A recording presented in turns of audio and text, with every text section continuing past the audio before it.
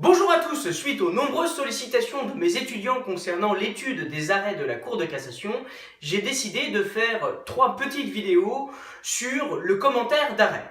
Il y aura donc 3 vidéos, une première, celle que vous voyez actuellement, qui est consacrée à la compréhension des arrêts de rejet, une deuxième que vous aurez très bientôt concernant la compréhension des arrêts de cassation, et enfin une troisième vidéo qui sera consacrée, et qui sera peut-être un petit peu plus complexe, qui sera consacrée à l'analyse des arrêts de la Cour de cassation, qu'il s'agisse d'arrêts de rejet ou d'arrêts de cassation. Tout d'abord, quelques petites remarques. Déjà concernant les documents qui sont reproduits, on est un peu en mode générique de Star Wars. Je suis désolé, je ne suis pas un professionnel de l'informatique, et au moins de cette manière, je suis sûr que vous verrez tous les termes du document. Donc, petite remarque. Les documents que je vais reproduire dans toutes mes vidéos ne sont pas des documents qui sont reproduits en intégralité. Vous avez effectivement des éléments qui sont enlevés. Vous pouvez obtenir sur le site legifrance.gouv.fr le document dans son intégralité. Si vous n'arrivez pas à chercher directement sur ce site internet, je vous invite tout simplement à indiquer ici les références, par exemple pourvoi numéro 08-11 630. Vous indiquez ces références directement sur votre moteur de recherche et vous tomberez sur le site legifrance.gouv.fr et plus particulièrement directement sur ce document. Commençons donc avec la première étape, cette première vidéo concernant les arrêts de rejet. J'ai reproduit ici un arrêt de rejet qui est structuré de la façon suivante. Vous avez d'abord une première étape.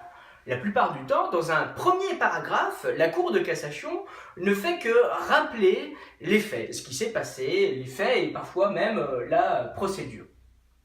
Vous avez ensuite une deuxième étape où la Cour de cassation va viser les moyens. Vous voyez qu'ici, que ce qui est visé, c'est le deuxième moyen. Je m'arrête quelques secondes sur cet élément. Je rappelle que le moyen, c'est l'argument développé par le demandeur au pourvoi, c'est-à-dire la personne qui a saisi la Cour de cassation pour demander l'annulation de la décision qui avait été précédemment rendue et contre laquelle elle fait grief, contre laquelle elle a des reproches à faire. On parle de moyens quand il s'agit des arguments du demandeur, alors qu'on va parler de motifs lorsqu'il s'agit des arguments des juridictions. Vous voyez qu'ici, par ces motifs, c'est ce qu'on appelle ici le dispositif, je reviendrai dessus à la fin de cette vidéo, on parle de motifs, on parle ici tout simplement de l'argument de la Cour de cassation. Donc on parle ici d'un deuxième moyen, ça veut dire qu'il y a eu un premier moyen que j'ai enlevé dans ma reproduction. Ensuite, la Cour de cassation commence à évoquer la personne qui fait grief. Fait grief à l'arrêt.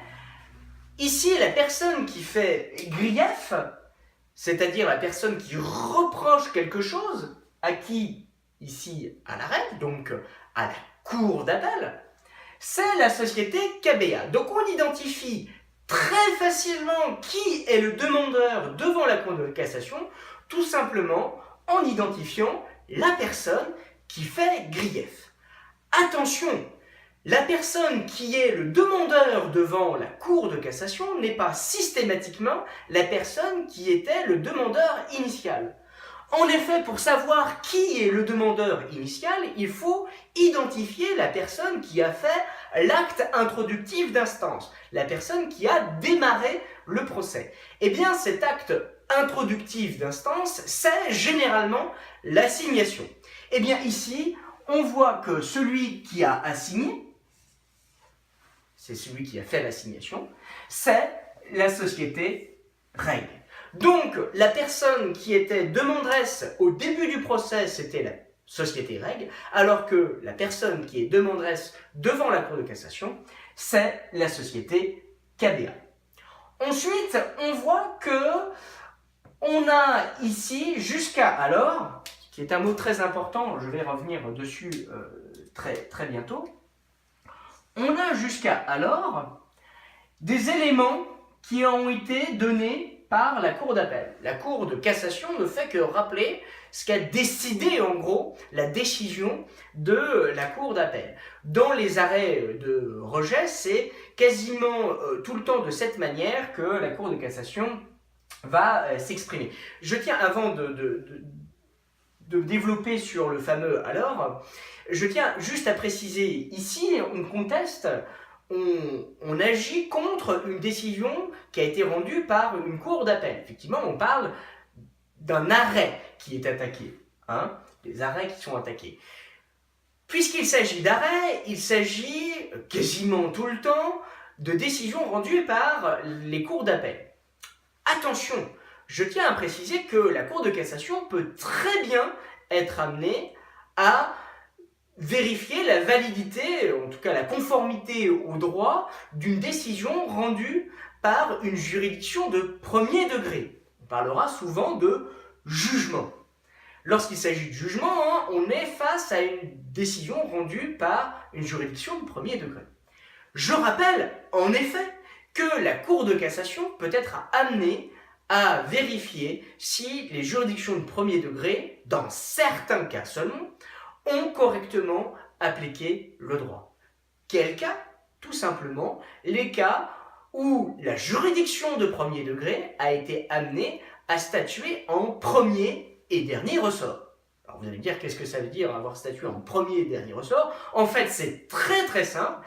Il s'agit tout simplement des décisions rendues par des juridictions de premier degré sur des affaires, on va dire, dont l'enjeu, dont le montant du litige est inférieur à 4 000 €. Puisque, en effet, lorsque le montant du litige était inférieur à 4 000 €, il n'est pas possible de faire appel. Donc la seule possibilité de contestation, au lieu de faire appel, ce sera un pourvoi en cassation.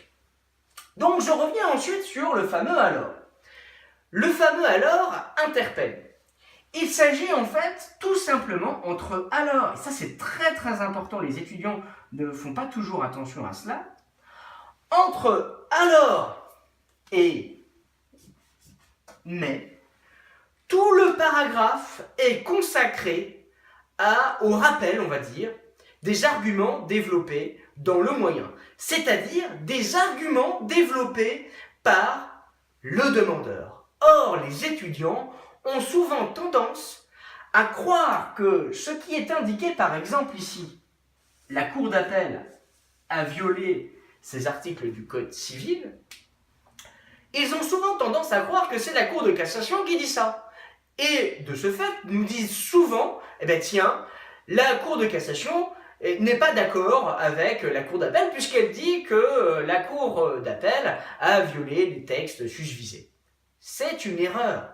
C'est une erreur, pourquoi? Parce que ici, je le rappelle, entre « alors » et en plus là vous avez une aide, il y a marqué « selon le moyen », donc « alors » selon l'argument du demandeur. Alors selon le moyen, donc selon l'argument du demandeur, tout ce qui est développé ici, c'est l'argumentation du demandeur et non pas l'avis de la Cour de cassation. C'est lorsque la Cour de cassation interpelle, avec son fameux « mais », que vous avez ensuite de reproduit l'argument, le motif, maintenant et non pas le moyen, de la Cour de cassation.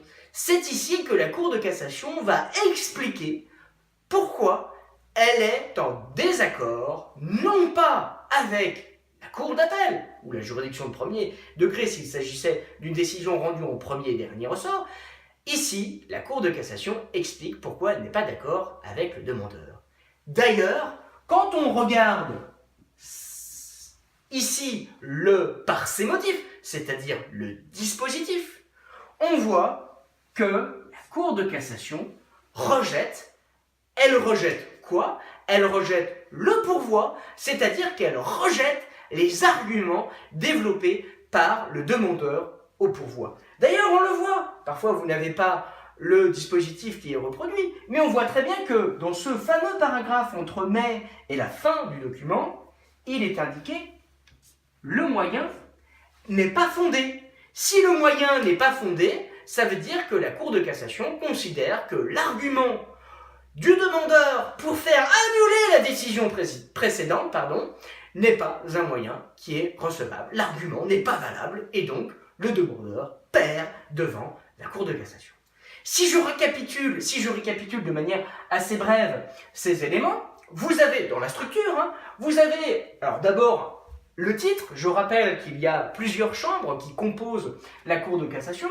Ici, nous sommes devant la chambre commerciale. Attention à bien le dire lorsque vous faites votre introduction ou lorsque vous répondez à une question qui est afférente à cela. Ensuite, la Cour de cassation, en gros, est en train d'écrire un courrier au demandeur dans les arrêts de rejet. Dans les arrêts de rejet, la Cour de cassation écrit un courrier au demandeur. Elle dit « Bon, voilà ce qui s'est passé dans cette affaire, je rappelle les faits, et il y a la société REG ici qui était à l'origine du procès, il s'est passé un certain nombre de choses. » Elle dit ensuite, deuxième moyen, je vais étudier votre argument.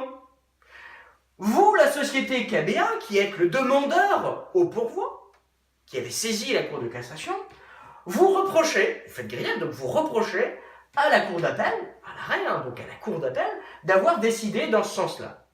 Alors que, selon vous, elle aurait dû décider, voilà tous les arguments développés par le demandeur, elle aurait dû décider dans ce sens-là. Et donc, la Cour d'appel aurait donc violé les articles qui sont indiqués ici.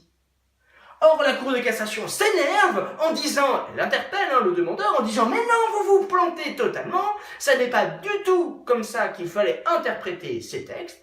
Les textes ont été correctement interprétés par la Cour d'appel ici, et je vous explique pourquoi. » Et elle finit par conclure, ici, « Je rejette votre demande, je rejette votre pourvoi. » Voici donc, concernant uniquement la compréhension des arrêts de rejet, je reviendrai sur l'analyse des arrêts de rejet dans ma troisième vidéo. Je vous remercie pour votre attention et je vous dis à très bientôt.